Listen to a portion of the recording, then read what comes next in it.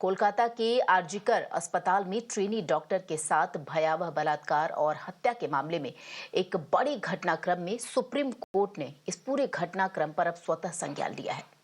भारत के मुख्य न्यायाधीश डीवाई चंद्रचूड़ की अगुवाई वाली पीठ 20 अगस्त को मामले की सुनवाई करेगी। आंदोलनकारी डॉक्टर्स ने कहा है कि उनकी सुरक्षा व्यवस्था अब और पुख्ता होनी चाहिए। जो लगातार स्ट्राइक कर रहे हैं डॉक्टर्स, उनका ये कहना है कि जिस तरीके से एयरपोर्ट पर सुरक्षा व्यवस्था होती है, सिक्योरिटी होती है, ठीक उसी तरीके का जो सिक्योरिटी का लेवल है, प्रोटोकॉल है, वो निष्पक्ष तरीके से डॉक्टर्स के लिए भी होना चाहिए।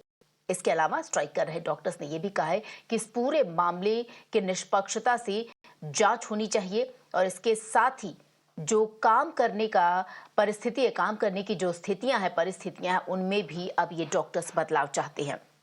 वहीं राजधानी दिल्ली की बात करें तो डॉक्टर्स द्वारा कनॉट प्लेस में बड़ा विरोध प्रदर्शन किया गया और सिर्फ दिल्ली ही नहीं बल्कि आपको बता दें कि समूचे देश में कई शहरों में अगर देखा जाए तो लगातार कोलकाता ट्रेनी डॉक्टर के साथ जो हादसा हुआ उसे लेकर विरोध प्रदर्शन किया जा रहा है। डॉक्टर्स जो हैं वो अपनी सुरक्षा सुनिश्चित करवाना अब चाह रहे हैं। इसके साथ ही आपको बता दें कि पीड़िता के माता पिता द्वारा क्या कुछ कहा गया वो भी देखिए और हमारे सहयोगियों की रिपोर्ट भी देखिए।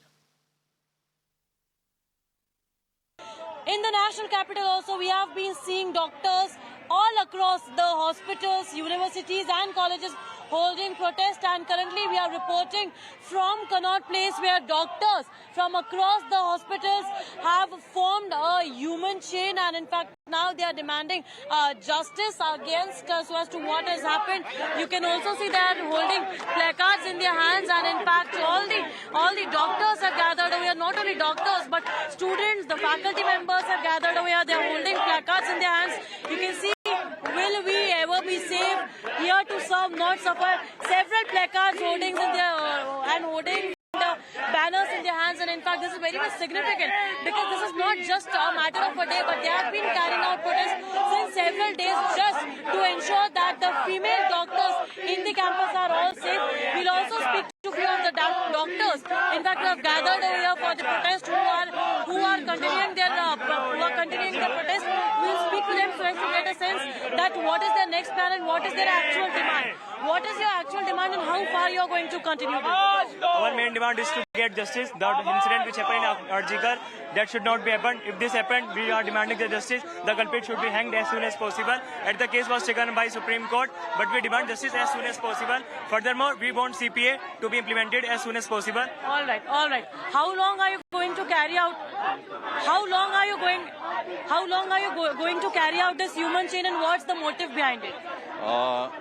Everyone already know that वहाँ पे क्या इंसिडेंट्स हो रहा है, एंड हाई कोर्ट ने ऑर्डर दिया था सीबीआई प्रोब के लिए। उसके बाद मॉब अटैक हुई थी और उसके बाद इतने सारे प्रोफेसर स्टैंड शुरू हुए थे।